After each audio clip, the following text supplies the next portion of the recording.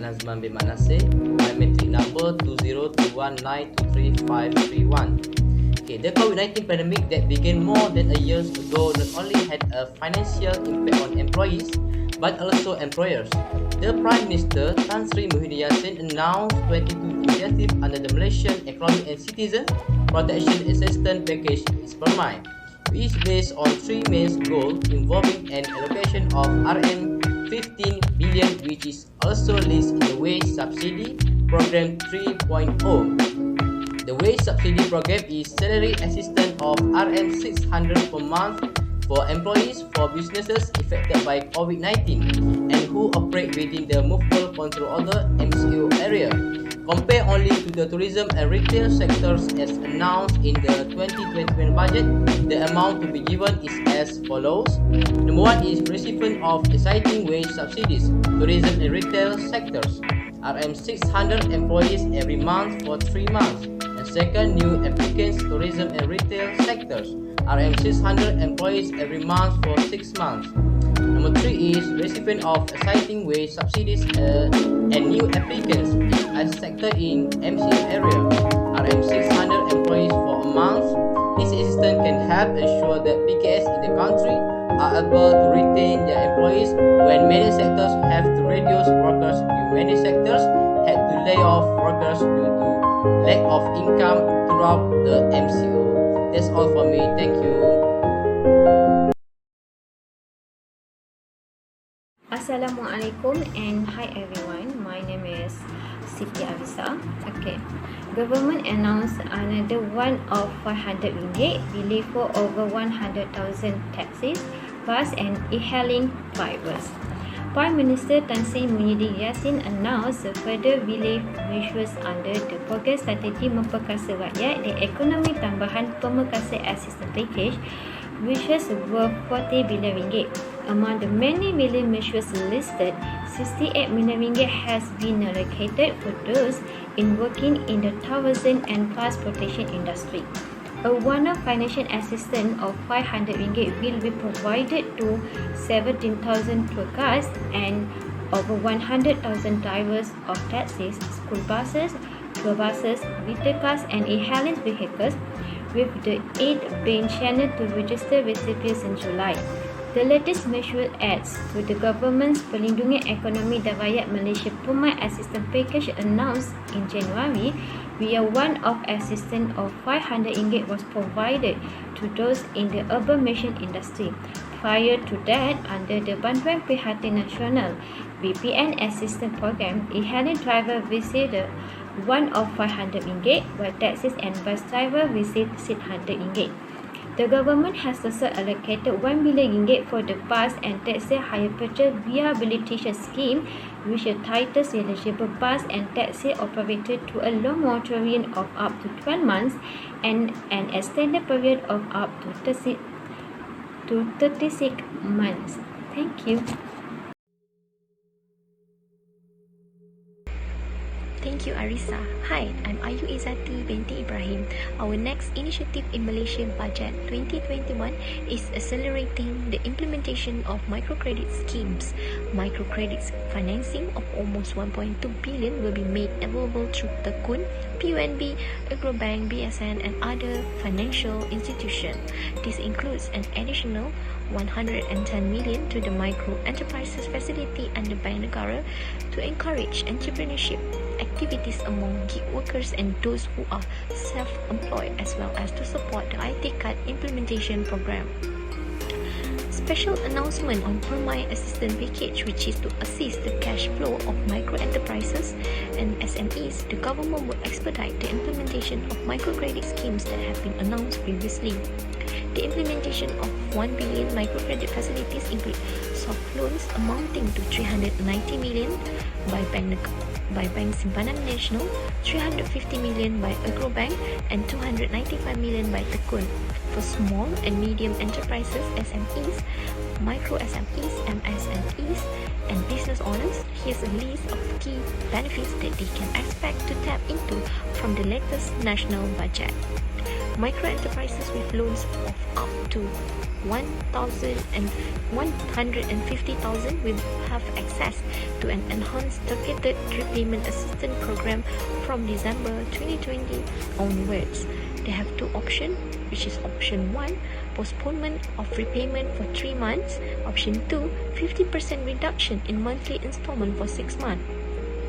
This enhanced assistance will also cover loan facilities that were approved before 1st October 2020, provided that they are not in arrears for more than 90 days. Financial aid for Bumiputra entrepreneurs and entrepreneurs from other committees. A total of 4.6 billion will be set aside to assist Bumiputra entrepreneurs, providing them with financing options via several avenues, including Tekun Nasional and Perbankan Usahawan Nasional Berhad (PUNB), 510 million to finance Bumiputra SMEs and MSMEs, Syarikat Jaminan Pembiayaan Perniagaan (SJPP), RM2 billion to finance Bumiputra SMEs, Bank Pembangunan Malaysia and SME Bank, RM800 million for capacity building programs such as employee upskilling and tool upgrades. The government is also allocating 1.3 billion ringgit Malaysia for various capacity building programs, including professional development, Dana Kemakmuran Bumiputra, as well as other specific programs or projects specifically for Bumiputras. Apart from that, the government will provide 20 million specifically for Scheme Pembangunan Usahawan Masyarakat India (SPUMI) and another 5 million for entrepreneurship development for other minority communities. Thank you. Now I hand over to Hanim for the next presentation. Thank you, Ayu. Hi, I'm Nurhani binti Abdul Halim. Our next initiative budget Malaysia 2021 is government will support and boosting online business. Businesses large, SME and micro were impacted during the MCO as effort to combat COVID-19 intensified. On the flip side, e-commerce was increasingly becoming a preferred medium compared to conventional business. Unfortunately, 25% of businesses still lack in the e-commerce infrastructure to take advantage of the growth in online shopping. According to SME Corporation Malaysia 2018 and Bank Negara Malaysia 2019, the lack of know-how and funding are the key challenges to greater digitalization of SMEs. Other factors contributing to the gap include the slow adoption rate and low coverage of fixed broadband service, as well as limitation in financial and human capital.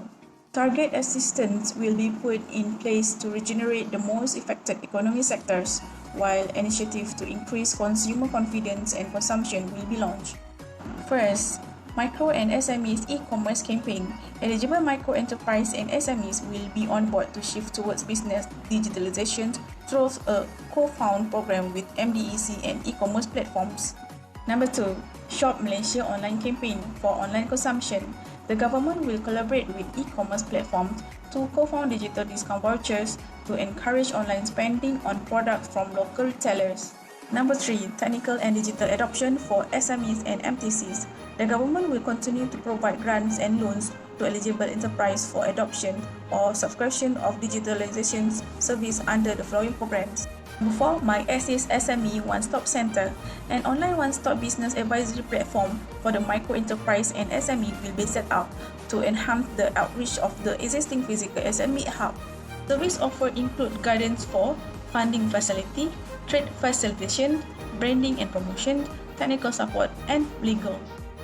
In addition, enabling businesses to go through training and digital adoption will be key as businesses equip themselves for the new norms. Thank you. Now, I hand over to Haniza for the next presentation. Thank you, Hanim. My name is Haniza Noridayu.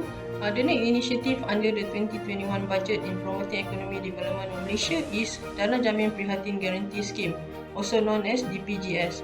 This scheme was first introduced by Prime Minister of Malaysia as part of the economic stimulus package and as initiative following the unprecedented outbreak of COVID-19. DPGS was launched to ensure that the economy continues to thrive during the ongoing pandemic time.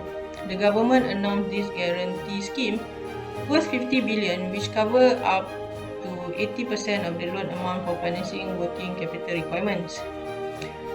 Some of the benefits include minimum financing amount is reduced from 20 million to 5 million, while maximum financing amount is increased from 500 million to 1 billion, and scope of financing is expanded to cover capital expenditure with a guarantee period of up to 10 years.